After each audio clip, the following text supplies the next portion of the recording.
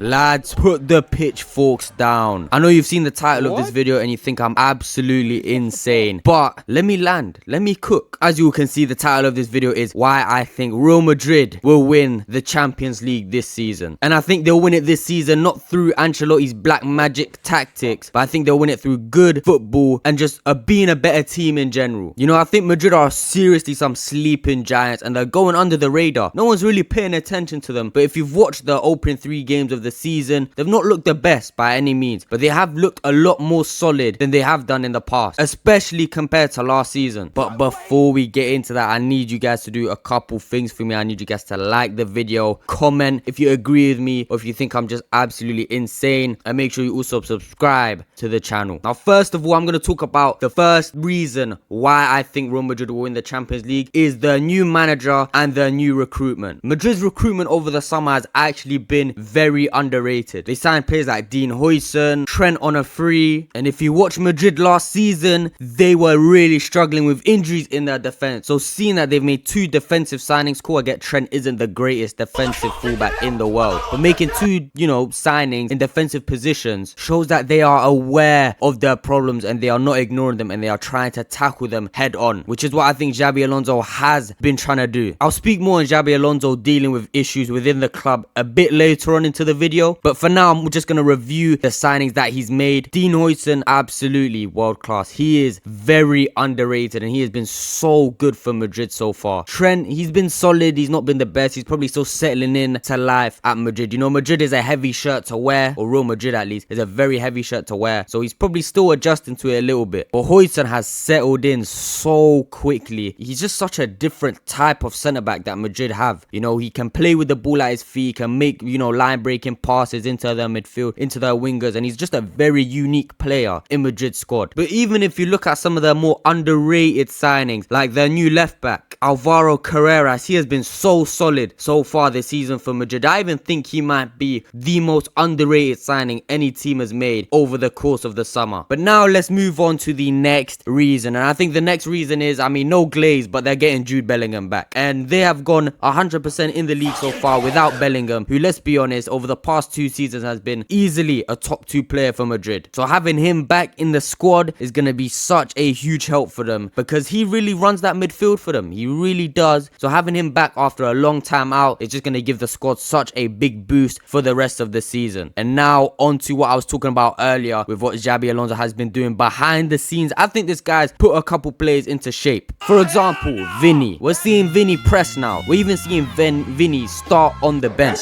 which is kind of mad to think about, but it's good because he's now knowing that his spot on the team is not just guaranteed to him and he has to work hard for it, which is going to make him play better because I can't lie, last season this guy was not himself. I don't know what sort of pre-season training he done last season, but that shit did not work and he needs to never return to that routine ever again. I ain't seen Vinny run off the ball like that in forever. This guy has never ever done that. I don't know what sort of threat Xabi Alonso was giving this guy, but it's clearly been working. And forget the player management this guy has been doing. Look at the team management. Look how much more organized they look as a team. I'm not saying they've been the best team ever, but the fact is they look a lot more organized and a lot more complete than they have. Even in the season they won the Champions League, I think they look more complete and more organized now, because I can't lie, that season they last won the Champions League, these men were just playing off pure vibes, no tactics. Ancelotti was senile in the dressing room. He didn't know what to say to them, but now they've got a manager who's competent and knows how to manage a team. And the biggest reason why I think Madrid will win the Champions League is they have what I think is probably the most underrated player in the world, Kylian Mbappe. I know what you're thinking, how is Mbappe underrated? But I'm telling you, Mbappe is a top 2 player in the world right now, and because he didn't win anything last season, people are not realizing the numbers and the performances he's been putting out for Madrid. I saw some crazy stat like 13 of Madrid's last 15 La Liga goals have been from him. He even dropped insane numbers. He scored 48 goals across all competitions. That is not an easy feat to do, especially in a team that, let's be honest, it was not that great. And I think because since he joined Madrid, because he didn't win anything last season, Madrid weren't really in the running for much big silverware. People have forgotten about Mbappe and how good he actually is, because he is still a top 2, top 3 player in the world right now. And I'm actually going to make a video on him probably explaining why he's the best player in the world. But that is a topic for another day. And back to Madrid, I think with Mbappe leading the line, he's really started to find his form now.